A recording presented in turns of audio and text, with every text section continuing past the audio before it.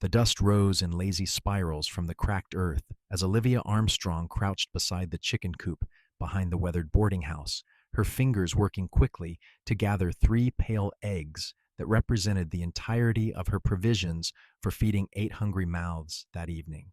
It was July of 1883 in Skidoo, California, a mining town clinging to existence in the Panamint Range where fortunes were made and lost with equal swiftness, and Olivia had learned long ago that survival meant transforming nothing into something, scarcity into abundance, desperation into hope.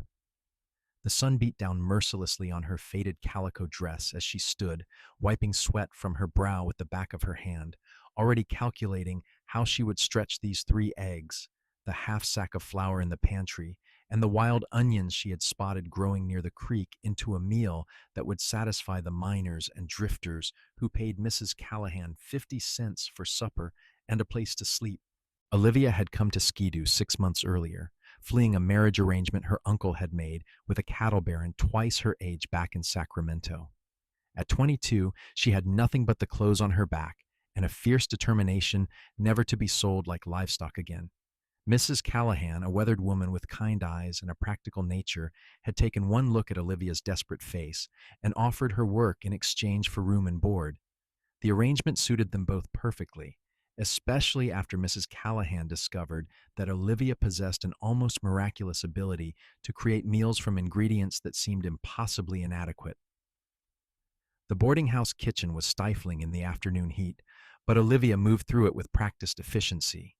She built up the fire in the cast iron stove, set water to boil, and began her alchemy.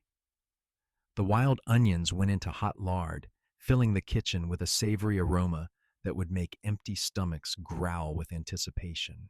She mixed the flour with water and a pinch of the precious salt, her strong hands working the dough until it became supple.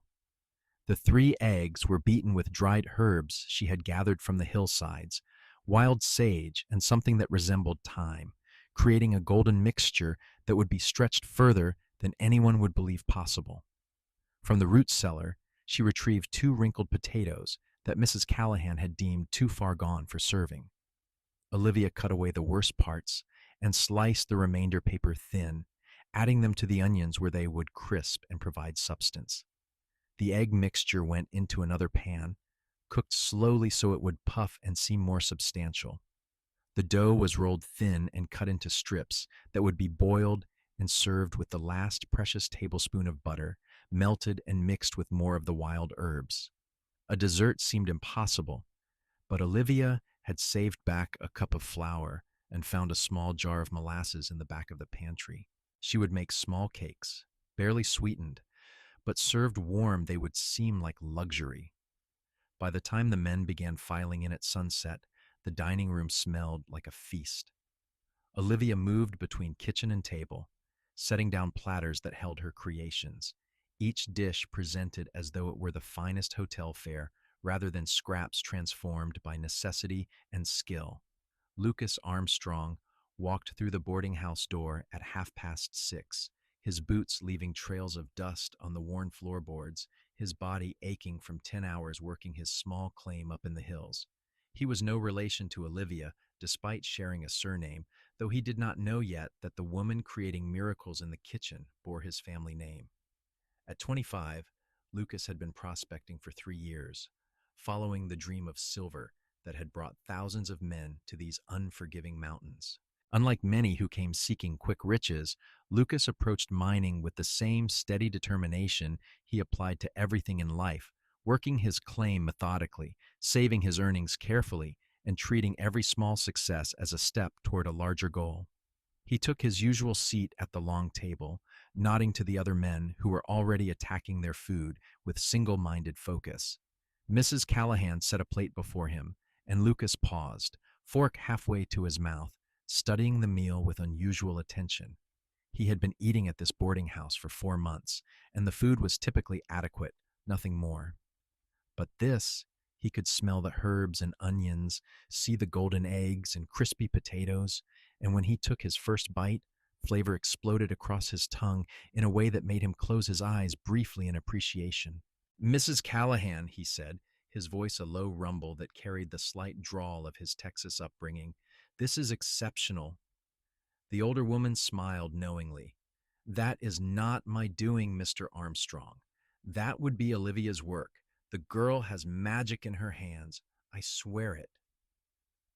Lucas ate slowly, savoring every bite, something he had not done since leaving his mother's table years ago. The other men were already scraping their plates clean and reaching for the small molasses cakes that Olivia brought from the kitchen. He caught a glimpse of her then, a slender woman with dark auburn hair pulled back in a practical bun, her face flushed from the heat of the stove, her gray eyes downcast as she moved efficiently between the tables. When she reached his place to collect the empty dishes, Lucas surprised himself by speaking. "Miss, that was the finest meal I have eaten in 3 years. You made something extraordinary from what could not have been much to work with."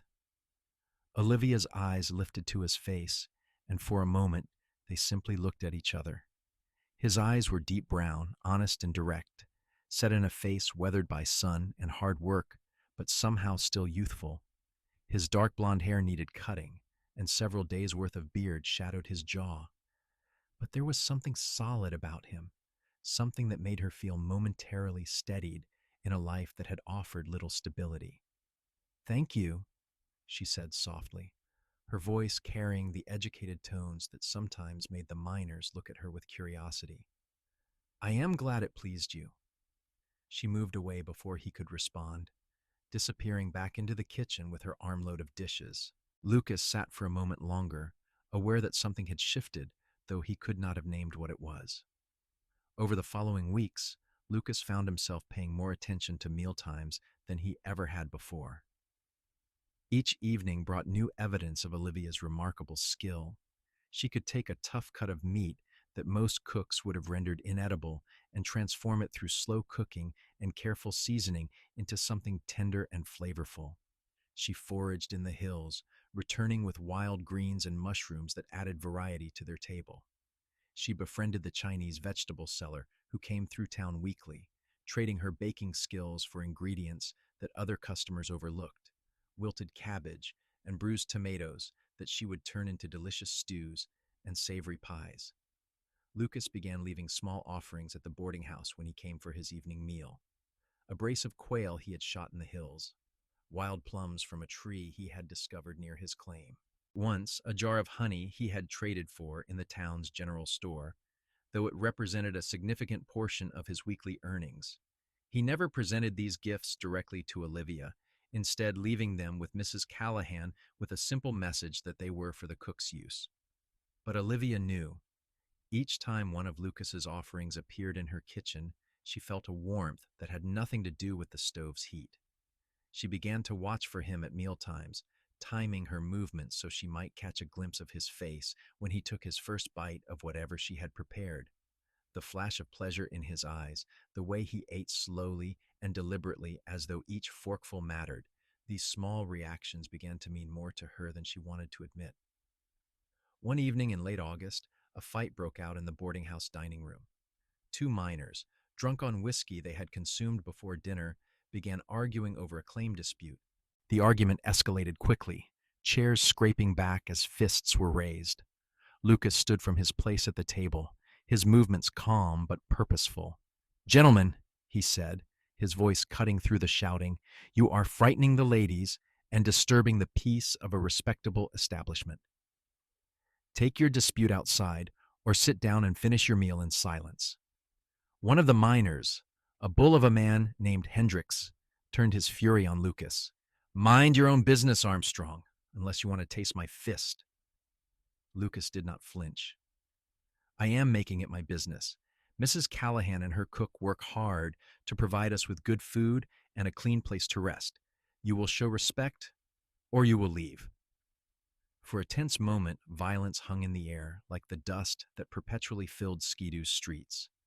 Then Hendricks saw something in Lucas's steady gaze, some quality that suggested the younger man's calm exterior concealed both capability and resolve. He backed down, muttering curses, and stomped out into the night. His companion followed, and the remaining diners slowly returned to their meals. Olivia had watched the entire exchange from the kitchen doorway, her heart pounding. She had seen too much violence in her young life, her uncle's rages, the casual brutality of the Sacramento cattle baron who had wanted to purchase her like she was one of his steers. But Lucas had diffused the situation without throwing a single punch, using only his presence and his words. That night, after the dishes were washed and put away, after Mrs. Callahan had retired to her room, Olivia found herself unable to sleep. She sat in the kitchen in the darkness, looking out the window at the star-filled sky above the mountains, thinking about the quiet cowboy with kind eyes who had defended her without even knowing he was doing it. The next morning, Lucas stopped by the boarding house before heading to his claim, which was unusual. He found Mrs. Callahan sweeping the front steps. "Madam," he said, removing his hat, "I wanted to apologize if I caused any trouble last night." Mrs. Callahan smiled. "Mr. Armstrong, you prevented trouble, not caused it. I am grateful for your intervention." She paused, studying his face. "You are a good man. There are not so many of those in a place like Skidoo." Lucas shifted uncomfortably, unused to direct praise. "I wonder," he said slowly, "if Miss Olivia might have any food she could spare. I am heading up to my claim for a few days, and I would pay well for provisions." It was a transparent excuse. Everyone knew the general store sold provisions for miners heading into the hills. But Mrs. Callahan's smile widened. "Let me ask her." Olivia appeared a few minutes later, wiping her hands on her apron. In the morning light, Lucas could see that her hair was not simply dark auburn, but held threads of copper and gold, and her gray eyes had flecks of green that reminded him of sagebrush after rain. "Mrs. Callahan said you need provisions," Olivia said, her voice carefully neutral. "Yes, miss. If you have anything prepared, I would be grateful." Olivia disappeared back into the kitchen and returned with a cloth-wrapped bundle. "There are biscuits with preserved meat inside," she said. "Some of the molasses cakes. Dried apples. It should last you several days if you are careful." Lucas reached for the bundle, and their fingers brushed as she handed it to him. The contact was brief, but electric, and they both felt it. He fumbled for coins in his pocket, but Olivia shook her head. "You have been generous with your game and your foraging finds," she said quietly. "Consider this a fair trade." "Then I am getting the better end of the bargain," Lucas said, his eyes holding hers. "Miss Olivia, I have been wanting to tell you that your cooking is not the only remarkable thing about you. The way you carry yourself, the kindness you show even when you are clearly exhausted, these things do not go unnoticed." Olivia felt heat rise in her cheeks. "Mr. Armstrong, Lucas," he interrupted gently. "My name is Lucas." "Lucas," she repeated, and something about the way she said his name made his heart beat faster. "I should return to my work. The breakfast preparations." "Of course." He settled his hat back on his head, but did not move immediately. "Miss Olivia, when I return from my claim, might I have permission to call on you? Properly, I mean, with Mrs. Callahan's approval and your consent." The question hung between them, laden with possibility. Olivia had spent 6 months protecting herself from entanglements, determined to build an independent life where no man could control or sell her. But Lucas was different from any man she had known. There was a gentleness in his strength, an honesty in his words that made her want to risk hope. "Yes," she said simply, "I would like that." Lucas's smile transformed his face, revealing a younger, more carefree man beneath the serious prospector. "Then I will count the days until I return." He left, and Olivia stood on the steps, watching until he disappeared around the corner, heading toward the trail that led up into the hills. Mrs. Callahan appeared beside her, her knowing smile firmly in place. "That one is worth your time," the older woman said. "He has been half in love with you since the first meal he ate at my table." "I barely know him," Olivia protested, but her voice lacked conviction. "You know enough. You know he is steady and kind and respectful. You know he works hard and pays his debts. You know he stood up for this house and everyone in it without thought for his own safety. What else do you need to know?" Olivia did not answer, but her heart whispered that Mrs. Callahan might be right. Lucas returned 4 days later, sunburned and dusty, but with silver ore in his pack that would bring a decent price at the assayer's office. He cleaned up at the public bathhouse, paid to have his clothes laundered, and trimmed his beard and hair as best he could without benefit of a proper barber. By early evening, he was knocking at the boarding house door, his heart hammering in a way that had nothing to do with physical exertion. "Mrs. Callahan answered, her eyes twinkling with amusement at his obvious nervousness. "Mr. Armstrong, how nice to see you. I believe Olivia mentioned you might call." "Yes, madam, if this is a convenient time." "Come in. Olivia is just finishing in the kitchen. Dinner service ended early tonight." Lucas waited in the small parlor, hat in hands, feeling suddenly aware of every callus and scar that marked him as a working man. When Olivia appeared, she had changed from her work dress into something nicer, a simple gown of dark blue that made her eyes look more gray than green. Her hair was still pinned up, but a few tendrils had escaped to frame her face.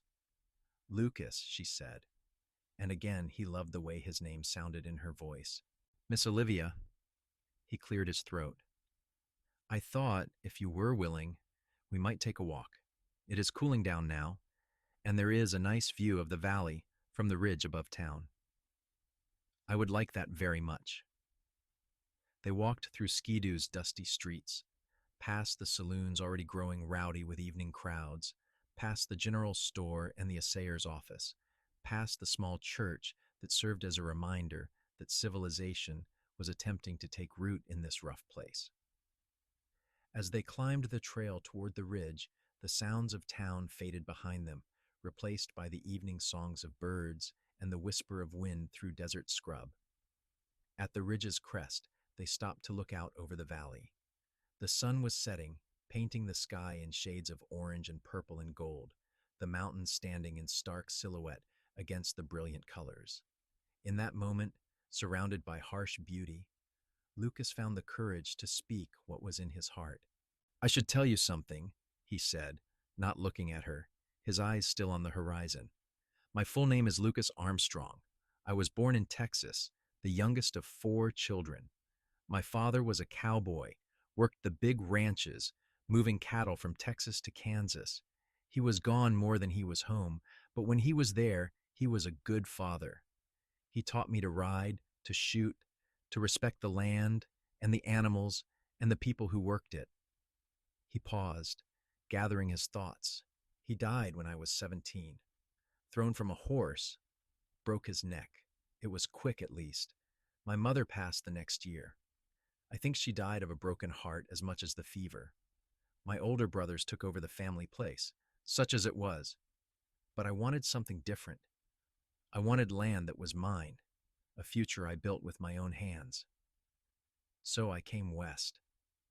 Olivia listened without interrupting, understanding that he was offering her something precious, the story of himself, the truth of where he came from and what he wanted.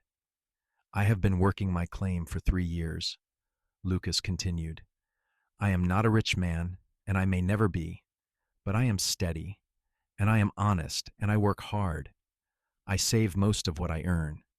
I do not drink to excess or gamble. I have a plan, Miss Olivia. I want to save enough to buy land, good grazing land, and run cattle like my father did, but different, better, a place that is permanent, where a man can build a home and raise a family." He finally turned to look at her, and in the fading light, his eyes were dark and earnest. "I know we have only just begun to know each other. I know you have your own story, your own reasons for being in a place like Skidoo. But I need you to know my intentions are honorable. I would like the chance to court you properly, to see if what I feel when I am near you is something that might grow into more."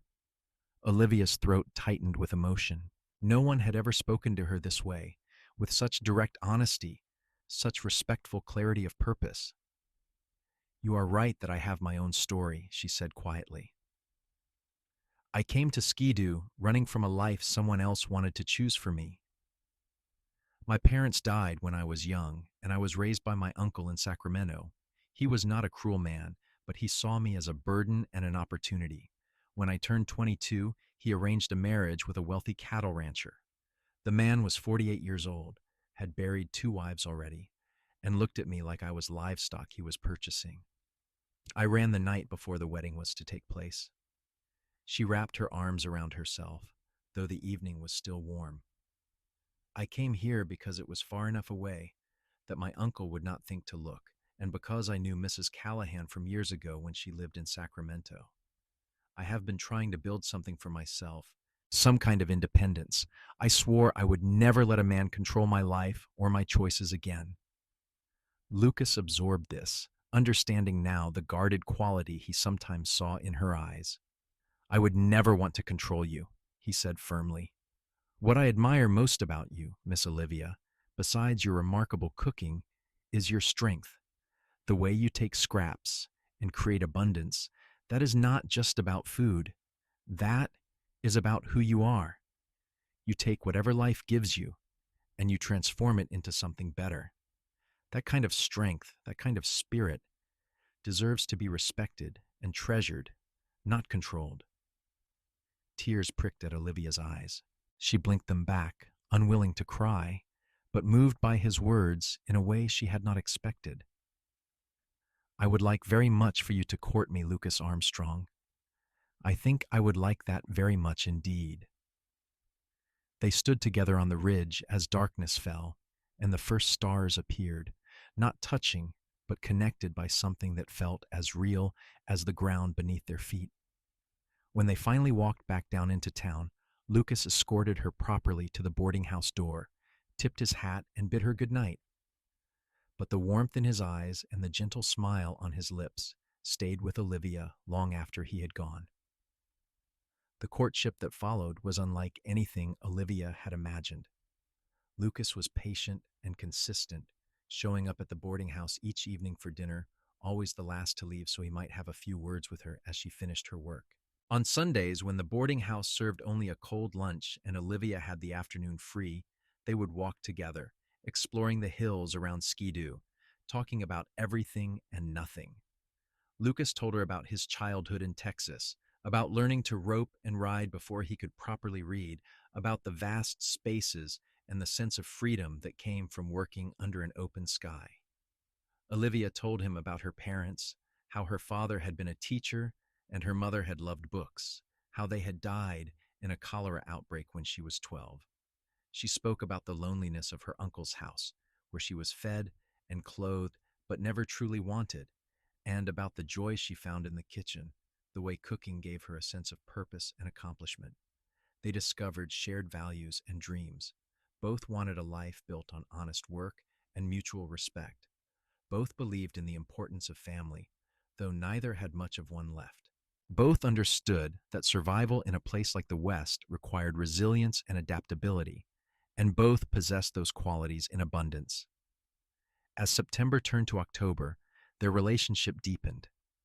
Lucas began teaching Olivia to ride, borrowing a gentle mare from the livery stable and leading her carefully along the easier trails. She was a quick learner, her natural grace translating well to horsemanship, and soon they were ranging further, exploring the beautiful, harsh landscape together. On one of these rides, they came across an abandoned prospector's cabin tucked into a canyon about 5 miles from Ski-Doo.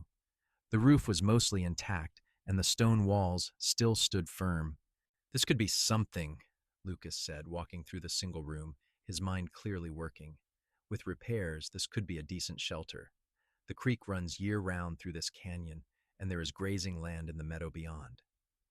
Olivia could see it too, the potential hidden beneath the neglect. Is the land claimed? I would need to check at the land office, but I do not think so. This cabin has been abandoned for years from the look of it. The original prospector probably died or moved on without filing a proper claim. They explored further and found that the canyon opened into a broader valley with good grass and protection from the worst winds. It was the kind of place that could support a small herd of cattle, the foundation for the dream Lucas had been working toward.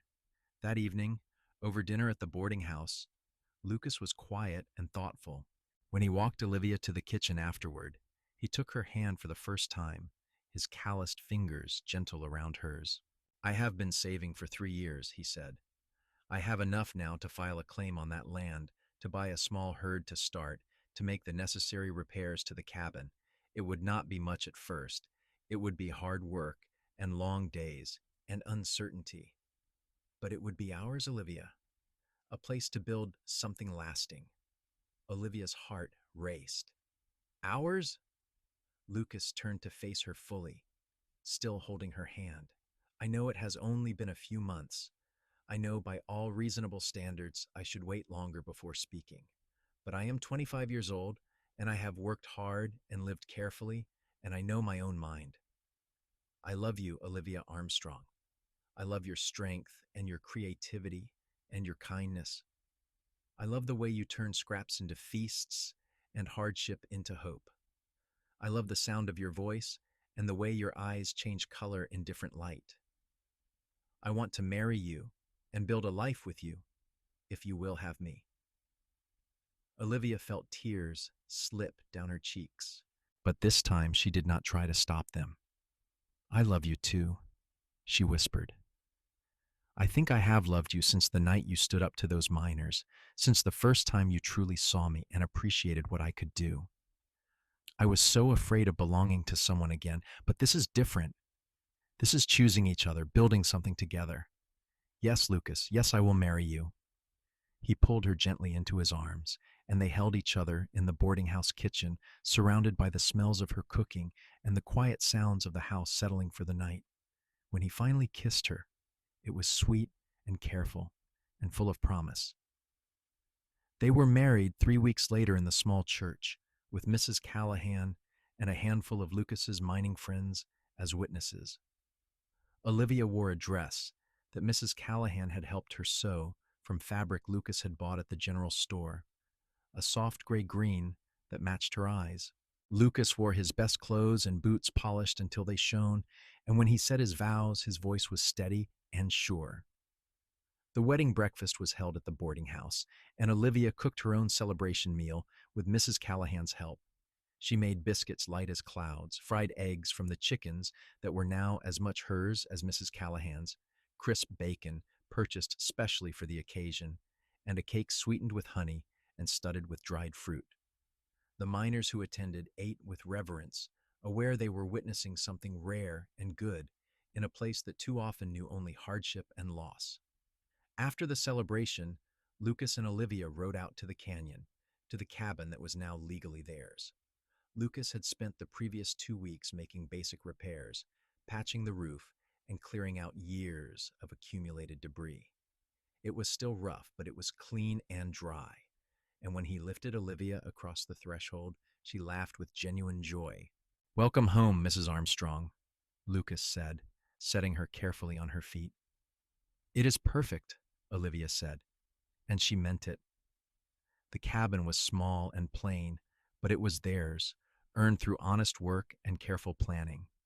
It represented a future they would build together, and that made it more valuable than any mansion. That first night, they made love slowly and tenderly in the bedroll Lucas had spread before the fireplace.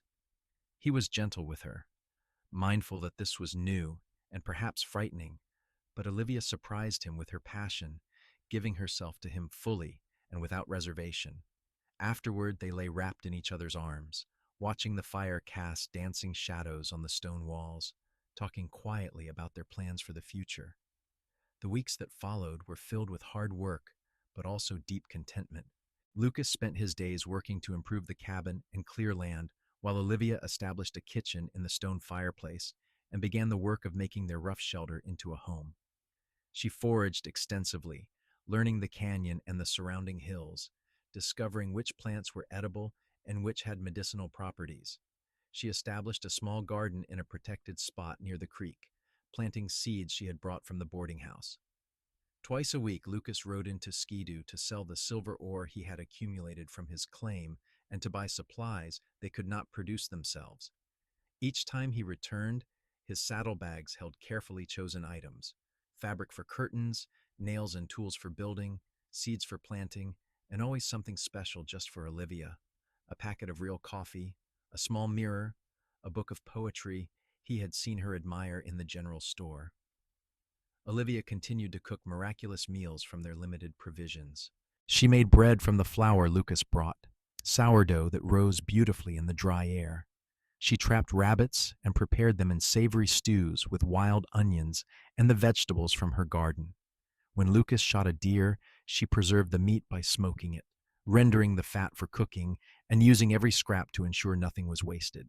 Lucas ate every meal as though it were gold, savoring her cooking and praising her skill. "How do you do it?" he asked one evening, finishing a stew she had made from dried beans, salt pork, and wild greens. "How do you take the simplest ingredients and make them taste like something from a fancy restaurant?" Olivia smiled, pleased by his appreciation. "My mother taught me that cooking is about respect. Respect for the food, for the effort it took to obtain it, for the people who will eat it. Every ingredient has value, even the parts that others might throw away. You just have to know how to bring out the best in everything you use." "That is how you approach all of life," Lucas said, reaching across the rough-hewn table to take her hand. "Not just cooking. You see the potential in things, in people. You saw potential in me when I was just a dusty prospector eating at a boarding house." "You were never just anything," Olivia said firmly. "You were always exactly who you are, honest and hardworking and good. I simply recognized what was already there." As winter approached, Lucas made the difficult decision to sell his mining claim. The work was taking him away from the ranch too often, and his heart was no longer in prospecting. He sold to a consortium of investors for a fair price, enough to buy 10 head of cattle and a bull, with money left over for improvements to the cabin and provisions to see them through the winter. The cattle arrived in early November, driven to their canyon by a grizzled cowboy Lucas had hired for the purpose. Lucas spent days building a corral and a small shelter for the animals, working from dawn to dusk while Olivia kept him fed and encouraged. When the work was finally done and the cattle were settled in their new home, Lucas and Olivia stood together watching their small herd graze in the canyon meadow. "We did it," Lucas said, his voice filled with quiet pride. "This is the beginning, Olivia. In a few years, this herd will grow. We can sell some stock each year, save the money, and buy more land. We can build a real house, something with multiple rooms and real glass windows." "This is already real," Olivia said, leaning into his side. "This is already more than I ever hoped for. A place that is ours, work that matters, and a partner who sees me and values me. That is wealth beyond measure." Winter in the Panamint Range was cold and occasionally harsh, but the canyon provided good protection, and Lucas had prepared well. They spent long evenings by the fire, Lucas carving useful items from wood, while Olivia sewed or read aloud from the books Lucas had been steadily acquiring for her. They talked endlessly, learning each other more deeply, sharing stories and dreams and comfortable silences. In January, Olivia realized she was pregnant. She had suspected for a few weeks but waited to be certain before telling Lucas. When she finally shared the news, his reaction was everything she could have hoped for.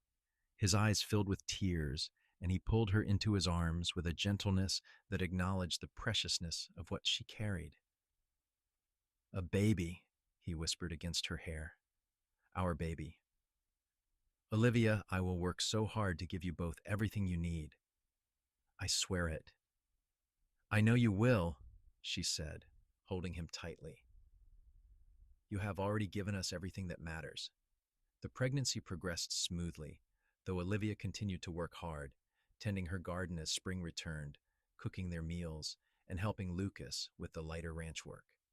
Her body changed, growing round with their child, and Lucas treated her like she was made of spun glass, constantly trying to do her work for her until she had to remind him firmly that she was pregnant, not ill. In late July, as the desert heat pressed down on their canyon, Olivia's labor began.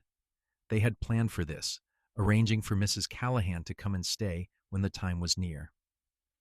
The older woman arrived 3 days before the baby, settling into the cabin and taking over the cooking so Olivia could rest. When the contractions started in earnest, Mrs. Callahan sent Lucas outside to pace and worry, keeping him away from the birthing room, as was customary. The labor was long and difficult, lasting through the night and into the next morning. Lucas wore a path in the dirt outside the cabin, praying to a God he usually ignored, promising anything if Olivia and the baby would both survive. When he finally heard the thin wail of a newborn, his knees nearly buckled with relief. Mrs. Callahan appeared in the doorway, her face tired but smiling. "You have a son, Lucas, a big, healthy boy, and Olivia is tired but well. Come meet your child." Lucas entered the cabin on shaking legs. Olivia lay on their bed, pale and exhausted, but radiantly beautiful, holding a small bundle wrapped in soft cloth. When she saw him, her face lit up with a smile that made his heart overflow. "Come see him," she said softly. "Come meet your son." Lucas knelt beside the bed, looking down at the tiny face just visible within the wrappings. The baby had dark hair like his mother and was making small snuffling sounds against Olivia's chest. Lucas reached out with one calloused finger to gently touch the impossibly soft cheek. "He is perfect," Lucas said, his voice rough with emotion. "You are both perfect. Olivia, I love you more than I knew it was possible to love anyone." "I love you too," she whispered. "What shall we name him?" They had discussed names for months, going back and forth on various options. But looking at his son, Lucas knew immediately. "William," he said, "after my father, William Armstrong. Billy for short." "William," Olivia repeated, trying it out. "Billy, I like it. William Lucas Armstrong, with your name as his middle name. And your strength is his inheritance," Lucas added. Mrs. Callahan stayed for 2 weeks, helping with the baby and the household work, while Olivia recovered her strength. When she finally returned to Ski-Doo, she left behind gifts and advice and the promise that they would always have a place in her heart and at her table. Life with a baby was exhausting and wonderful in equal measure. Billy was a good baby, healthy and strong, with a powerful set of lungs he used enthusiastically when hungry or displeased. Olivia managed the demands of motherhood with the same grace she brought to everything else, nursing Billy while stirring a pot with her free hand, humming lullabies as she kneaded bread dough, finding ways to accomplish what needed doing despite the constant demands of an infant. Lucas was besotted with his son, spending every spare moment holding him or playing with him, talking to the baby in a soft voice that Olivia had never heard him use before. He built a cradle from carefully sanded wood, carved with simple designs, and rocked Billy to sleep more nights than not, giving Olivia precious hours of rest. The ranch continued to grow. The cattle thrived in the canyon's good grazing, and by the time Billy was a year old, their herd had increased to 15 head, with several cows pregnant with the next year's calves. Lucas began hiring out occasionally to neighboring ranches, using his cowboy skills to earn extra money. His reputation for honest work and reliability spread, and soon he had more offers than he could accept. By the time Billy was 2, Lucas and Olivia had saved enough to make significant improvements to the cabin. They added a second room, giving them a separate space for sleeping, and installed real glass windows that let in light while keeping out the wind and dust. Lucas built proper furniture, a larger table and chairs, shelves for Olivia's growing collection of books and kitchen implements, and a rocking chair where she could sit with Billy. Olivia's garden had expanded as well, now producing enough vegetables that she could preserve some for winter and trade others in Ski-Doo for goods they could not produce themselves. Her cooking had not diminished with motherhood. If anything, it had become even more creative as she learned to feed a growing family on their modest but increasing resources. The years passed in a rhythm of hard work and simple joys. Billy grew into a bright, energetic boy who loved helping his father with the cattle and his mother in the garden. When he was 4, Olivia became pregnant again, and in the spring of 1888, she gave birth to a daughter they named Eleanor after Olivia's mother. Eleanor was different from Billy, quieter and more contemplative, with her father's brown eyes and a serious expression that made her seem older than her years. Lucas doted on her shamelessly, carrying her everywhere on his broad shoulders, showing her the cattle and the horses, and teaching her the names of the plants and animals that shared their canyon home. By 1890, the Armstrong Ranch had grown to include 50 head of cattle, several horses, and a new barn that Lucas had built with help from neighboring ranchers. The cabin had been expanded again, now boasting 4 rooms and a proper kitchen with a cast iron stove that Olivia had requested specially. They were not wealthy, but they were comfortable and secure, with money saved and plans for the future. That summer, when Billy was 7 and Eleanor was 2, Lucas made a decision that would change their lives. He rode to Skidoo and returned with news that made Olivia's eyes widen. "I bought land," he said, his voice vibrating with excitement. 320 acres adjoining our current property. It includes a natural spring and extends into the next valley. With this much land, we can run 100 head, maybe more. We can build the ranch we have always dreamed about. Olivia threw her arms around him, laughing and crying at the same time. "How? Where did you find the money?" "I have been saving every penny we could spare for 2 years," Lucas said. "And I sold some of our stock at a premium to a buyer from Los Angeles. It was enough, just barely enough. We will have to work hard and be careful, but we can do this, Olivia. We can build something that will last for generations, something we can pass down to Billy and Eleanor and whatever other children we might have." "Other children?" Olivia asked, raising her eyebrows.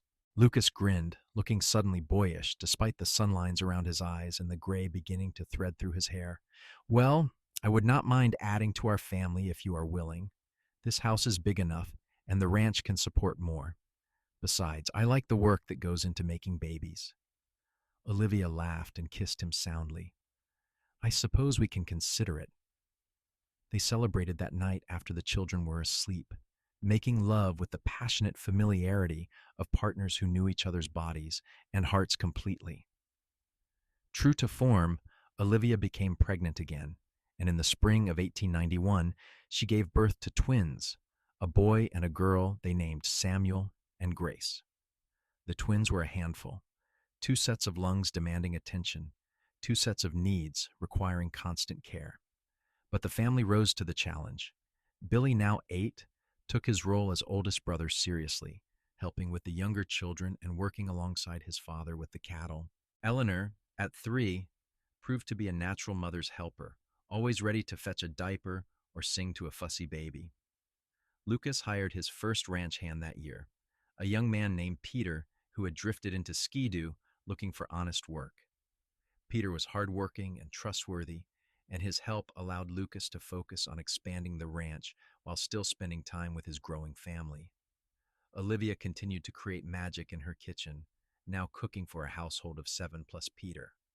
Her meals were legendary among the neighboring ranchers, and she often found herself hosting dinners for cowboys passing through or neighbors needing help. No one left Olivia Armstrong's table hungry, and her ability to stretch provisions and create abundance from scarcity remained as remarkable as it had been in the boarding house kitchen years before. Lucas never took a single meal for granted. Whether it was a simple breakfast of eggs and bread or an elaborate Sunday dinner with roasted meat and fresh vegetables and pie for dessert, he ate every bite like it was gold, savoring the flavors and praising Olivia's skill. His appreciation was genuine and unwavering, a constant reminder that he saw and valued everything she did. One evening, when the twins were 2 and the family was gathered around the big table for dinner, Billy asked a question that made Lucas smile. "Pa, how did you and Ma fall in love?" Lucas looked across the table at Olivia, their eyes meeting with the perfect understanding of long partnership. "Well, son, I will tell you. I was a cowboy prospector living in a rough mining town, eating simple food and sleeping in a boarding house, dreaming of someday having land of my own. Your mother was working as a cook in that boarding house, making miracles happen every day. She could take scraps, ingredients that seemed like nothing much, and transform them into feasts. I started noticing her food first, the way every meal tasted like love and care had gone into it. But then I started noticing her, the woman behind the magic. He smiled at the memory. She was strong and smart and kind, and she never let hard circumstances defeat her spirit. I fell in love with her courage as much as her cooking, and I decided that if I could earn the love of a woman that remarkable, I would be the luckiest man alive. Olivia's eyes were bright with unshed tears, and I fell in love with a cowboy who appreciated what I could do, who saw my strength instead of trying to diminish it. A man who ate every meal I cooked like it was gold, not because he was just hungry, but because he genuinely valued the work and care I put into it. I knew that a man who could appreciate the small things, the daily efforts, would be someone who could build a lasting love. The children listened with rapt attention, even the twins who could not fully understand the words but recognized the emotion in their parents' voices. Billy smiled, satisfied with the answer, and returned to his dinner. That night, after the children were all asleep, Lucas and Olivia sat together on the porch they had built onto the front of the house. The stars overhead were brilliant in the clear desert air, and the sounds of their sleeping cattle drifted up from the canyon below. "Do you ever regret it?" Lucas asked quietly. "Running away from Sacramento, ending up in a rough mining town, choosing a life of hard work instead of the comfort you might have had with that cattle baron?" Olivia did not hesitate. "Never, not for a single moment. That man wanted to buy me, to own me. You offered me partnership and respect. We built this life together, Lucas. Every fence post, every board of this house, every animal in our herd represents work we did together, decisions we made together. This is ours in a way nothing could ever be mine in Sacramento." "We have come a long way from that boarding house," Lucas said, pulling her close against his side. "We have," Olivia agreed. "But in the ways that matter, nothing has changed. You still eat every meal I cook like it is the most precious thing in the world. You still look at me like I am remarkable. And I still see in you the honest, hardworking, kind man I fell in love with. We have built something beautiful, Lucas. Not just this ranch, but this family, this life. That is the real feast, the real gold." Lucas kissed the top of her head, breathing in the familiar scent of her hair. "I love you, Olivia Armstrong. Every day I love you more than the day before. And I love you, Lucas Armstrong. From scraps to feasts, from nothing to everything, always." They sat together in comfortable silence, watching the stars and listening to the night sounds of their ranch. Inside the house, their children slept peacefully, secure in the love and stability their parents had built. The cattle grazed in the canyon, the horses dozed in the barn, and the desert wind whispered through the sage. Everything they had worked for, everything they had dreamed of, had come to pass through patience, hard work, and unwavering love. The years continued to unfold in patterns of growth and prosperity. By 1895, the Armstrong Ranch was well established, running nearly 100 head of cattle and becoming known throughout the region for quality stock and fair dealing. Lucas had hired 2 more hands, and together they worked the land with respect and care, building a reputation that brought buyers from as far away as Los Angeles and San Francisco. Billy grew into a capable young man, tall and strong like his father, with his mother's quick mind and his father's steady temperament. By 15, he was doing the work of a full ranch hand, and Lucas increasingly relied on his help and judgment. Eleanor, at 9, was proving to be a talented rider and had a special affinity for the horses. The twins, Samuel and Grace, were bright and energetic 7-year-olds, always into some adventure or mischief. In 1896, Olivia gave birth to their 6th and final child, a daughter they named Rose. The birth was harder than the previous ones, and the doctor Lucas had brought from Skidoo warned that Olivia should have no more children. She was 35 years old, and her body had given much to bearing and raising 6 children while maintaining a household and contributing to the ranch work. Lucas accepted this news with grace, grateful for the family they had and determined to ensure Olivia's health and well-being. Rose proved to be a delightful baby, sweet-natured and content, and the entire family doted on her shamelessly. That same year, Lucas made a decision that represented the fulfillment of his deepest dreams. He began construction of a new house, a proper ranch house built of stone and lumber with 6 bedrooms, a large kitchen for Olivia, a formal dining room, and a parlor where the family could gather. The work took 2 years, but when it was finished in 1898, the Armstrong family moved into a home that stood as a testament to everything they had built together. Olivia's kitchen in the new house was everything she had ever wanted, with a modern stove, ample workspace, and windows that looked out over the garden she had spent years cultivating. She continued to cook with the same skill and care she always had, still able to make a feast from scraps when necessary, though now she more often had abundant ingredients to work with. But her philosophy never changed: respect for the food, care in preparation, and love in every dish served. Lucas continued to eat every meal like it was gold, his appreciation as genuine in prosperity as it had been in their early days of scraping by. He never forgot where they had come from, the boarding house meals, and the tiny cabin, and the years of uncertainty and hard work. That history informed everything he did, making him generous with his success, fair in his dealings, and deeply grateful for the life he and Olivia had created. As the new century approached, the Armstrong family gathered for a Christmas celebration in their beautiful new home. Billy was 18 now, already being courted by several of the young women in the region, though he showed no inclination to settle down yet. Eleanor was 12, Samuel and Grace were 10, and little Rose was 2, toddling around, getting into everything and charming everyone she encountered. Olivia had spent days preparing for the celebration, cooking all of the family's favorite dishes and some special treats besides. The dining room table groaned under the weight of roasted turkey, beef from their own cattle, potatoes and vegetables from her garden, fresh bread, and 3 different kinds of pie. Neighbors and ranch hands were invited to join them, and the house filled with laughter and conversation and the sounds of children playing. Lucas stood at the head of the table to say grace before the meal, something he did rarely enough that everyone quieted and paid attention. "Lord," he said, his voice carrying easily through the room, "we thank you for this food, for this family, for this home and this life. We remember the hard times and the lean years, and we are grateful for the abundance we now enjoy. We ask that you help us to always remember where we came from, to treat others with fairness and kindness, and to never take for granted the blessings we have received." Amen.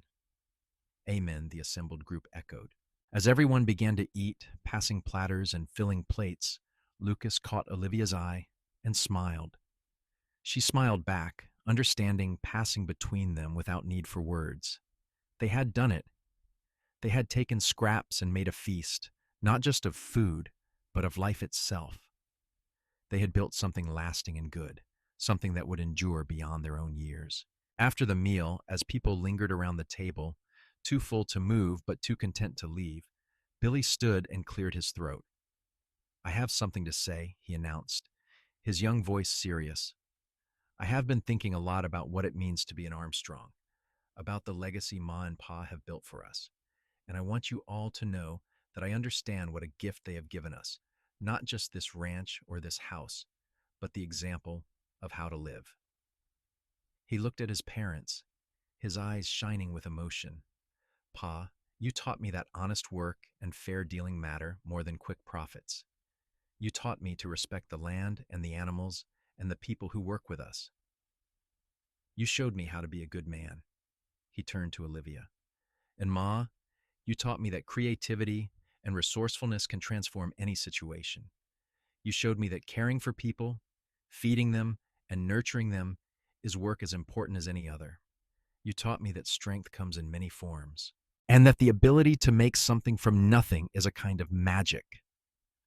There was not a dry eye in the room by the time Billy finished speaking. Lucas stood and pulled his son into a hard embrace, his throat too tight for words. Olivia wiped tears from her cheeks, her heart overflowing with pride and love.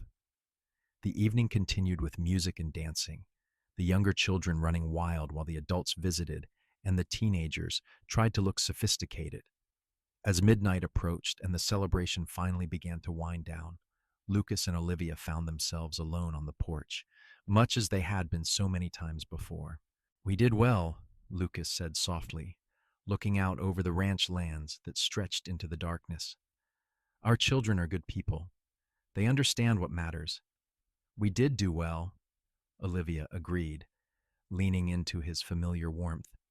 "But it is not finished yet, Lucas. We have years ahead of us still.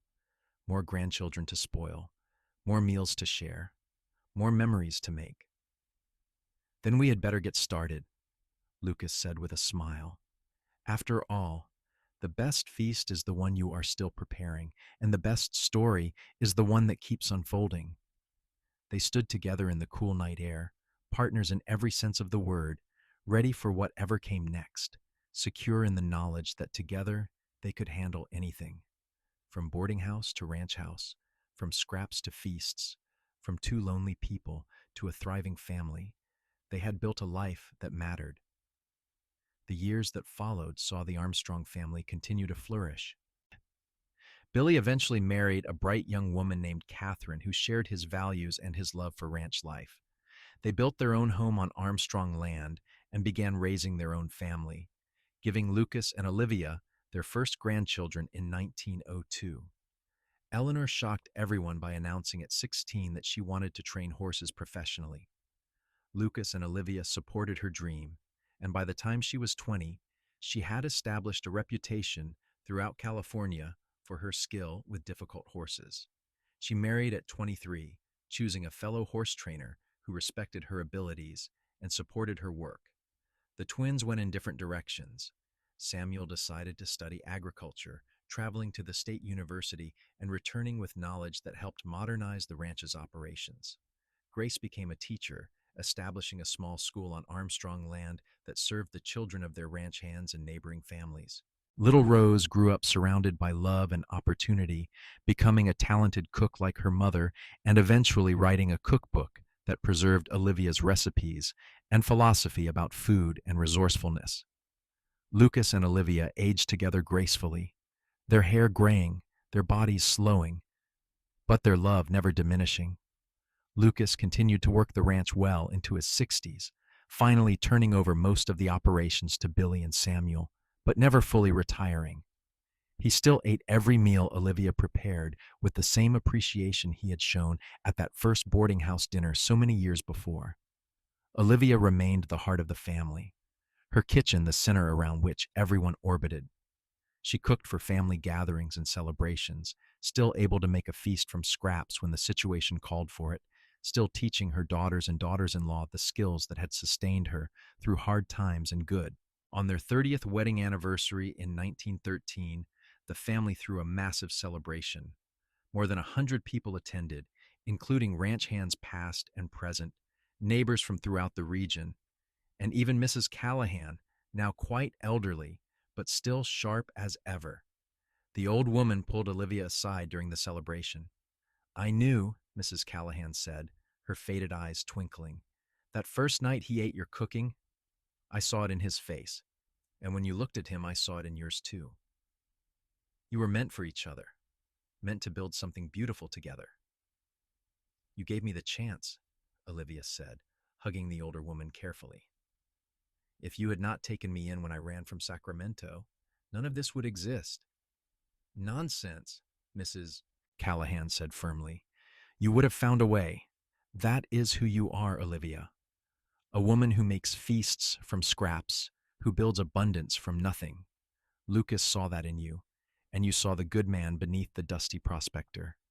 Everything else was just time and work." Lucas appeared then, offering his arm to both women. "May I escort the two most important women in my life to dinner?" he asked with exaggerated formality. They laughed and let him lead them to the tables laden with food, dozens of dishes prepared by Olivia with help from her daughters and daughters-in-law. As everyone gathered to eat, Lucas stood once again to speak. "30 years ago," he said, his voice still strong despite his age, I walked into a boarding house in Skidoo, hungry and tired after a long day working my claim. A woman I had never seen before set a meal in front of me, and that meal changed my life.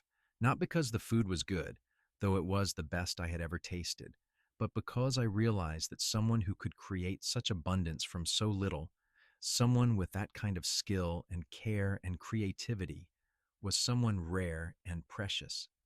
He looked at Olivia, his eyes full of the same love they had held 3 decades before. I fell in love with Olivia that night, though I did not fully understand it yet. I fell in love with her strength and her grace and her refusal to let circumstances defeat her. Over the years, that love has only grown deeper. She gave me 6 beautiful children. She built this home with me, this ranch, this life. She turned my cowboy dreams into reality through her partnership and support. And she never stopped making feasts from scraps, whether the scraps were ingredients in the kitchen or challenges we faced in life. He raised his glass.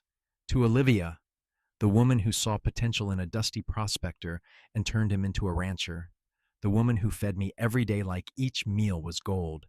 Not because I deserved it, but because that is who she is. The woman I will love until my last breath and beyond. To Olivia, the crowd echoed, raising their own glasses. Olivia stood, tears streaming down her face, and walked to her husband. They embraced as everyone applauded, 2 people who had found each other against odds and built something that would last for generations. Lucas and Olivia lived another 15 years, seeing their grandchildren grow and welcoming great-grandchildren into the world. They celebrated their golden anniversary in 1928 with a quieter gathering, both now in their 70s and slowing significantly, but still deeply connected and devoted to each other. Lucas died peacefully in his sleep in 1930, at the age of 72, with Olivia beside him and his children gathered around. His last words were to tell Olivia he loved her, and that every day with her had been a gift. Olivia lived another 3 years, staying in the ranch house surrounded by family, still cooking when she had the strength, still teaching and nurturing and loving everyone around her. She passed away quietly one spring morning in 1933 at the age of 72, with her children and grandchildren around her bed. They were buried side by side on a hill overlooking the ranch they had built together, their graves marked with simple stones that bore their names and the dates of their lives. But their real monument was the thriving ranch, the large family they had created, and the values they had instilled in generation after generation. The story of Lucas and Olivia became family legend, told and retold to children and grandchildren and great-grandchildren. The story of how a cowboy prospector fell in love with a woman who could make feasts from scraps, who ate every meal she prepared like it was gold because he recognized the care and skill and love that went into every dish. The story of how 2 people with nothing but determination and hope built an empire of love and family and lasting success. The Armstrong Ranch continued to operate for decades, eventually growing to encompass thousands of acres and becoming one of the most respected cattle operations in California. But no matter how large it grew or how successful it became, certain traditions remained constant. Every family meal began with a moment of gratitude for the food and the hands that prepared it. Every Armstrong child was taught that resourcefulness and creativity were as valuable as any other skill. And every generation learned the story of their great-great-grandparents, the cowboy and the cook who turned scraps into feasts and built a legacy that lasted. Rose Armstrong's cookbook became a bestseller, preserving not just Olivia's recipes, but her philosophy about food and life. In the introduction, Rose wrote about watching her mother work magic in the kitchen, about the way Olivia could take ingredients that seemed inadequate and transform them into abundance. She wrote about her father's unwavering appreciation, the way he treated every meal like a precious gift, recognizing the work and love it represented. My mother taught me, Rose wrote, that cooking is an act of love and creativity. It is about taking what you have, whether abundant or scarce, and making the best of it. It is about feeding not just bodies, but souls, creating moments of connection and joy around the table. And my father taught me that appreciation matters, that recognizing and valuing the work others do is a form of love. Together, they showed me that a good marriage is like a good meal, made up of many ingredients, some ordinary and some special, all combined with care and served with love. The cookbook's success brought renewed attention to the Armstrong family story. Reporters came to interview the surviving family members, to tour the ranch, to hear firsthand accounts of Lucas and Olivia's life together. The stories they wrote portrayed a romance that captured the imagination of Depression-era America, hungry for tales of hard work rewarded and love triumphant over adversity. Billy Armstrong, now an old man himself, gave an interview to a Los Angeles newspaper in 1935. "People ask me what made my parents' marriage so successful," he said. "The answer is simple. They respected each other. My father never took my mother's work for granted, never assumed that the meal she prepared or the home she created just appeared by magic. He saw the effort and skill involved, and he appreciated it every single day. And my mother never took my father's work for granted either. She knew how hard he worked to provide for us, how much he sacrificed to build this ranch. They were partners in the truest sense, each valuing what the other brought to the relationship." He paused, looking out over the ranch lands his parents had claimed so many years before. But more than that, they genuinely liked each other. They enjoyed each other's company. Even after decades of marriage, even when they were old and tired, they still wanted to be together. That is what made their love last. Not grand gestures or romantic drama, but daily choice to value and appreciate and enjoy each other. The interview was reprinted in newspapers across the country, and Billy received hundreds of letters from readers who were moved by his parents' story. Many wrote about their own marriages, either celebrating partnerships that reflected Lucas and Olivia's values, or mourning relationships that lacked that kind of mutual respect and appreciation. As the years passed, and the 20th century unfolded with its wars and changes and challenges, the Armstrong family remained rooted in the values Lucas and Olivia had established. The ranch adapted and evolved, incorporating new technologies and methods, but the core principles never changed.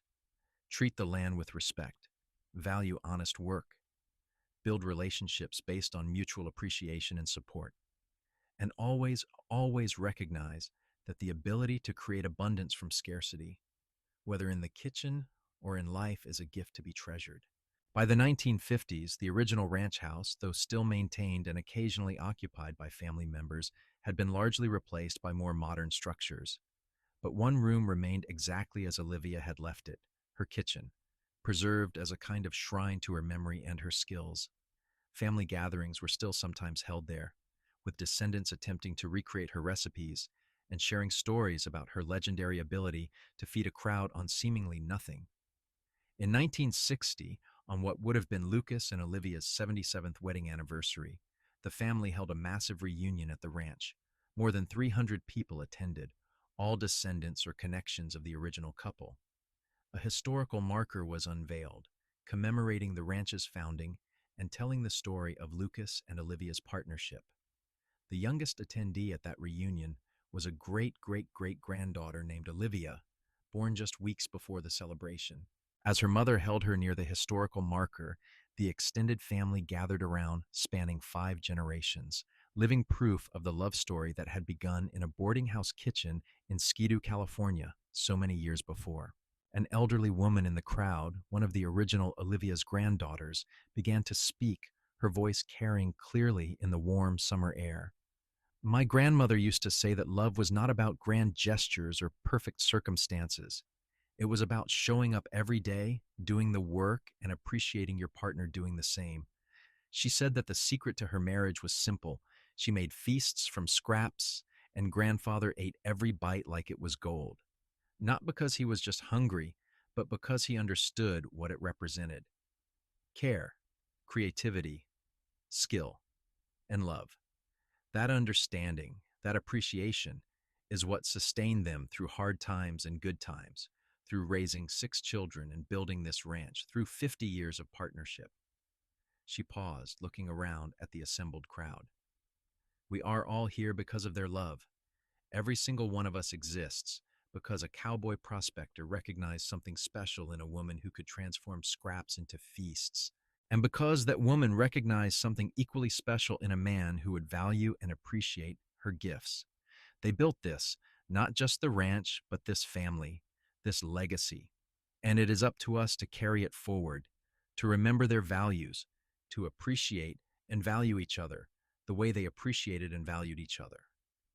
As the sun set over the Panamint Range that evening, casting long shadows across the ranch lands, the Armstrong family gathered for a feast prepared by dozens of hands, each contributing dishes inspired by the original Olivia's recipes.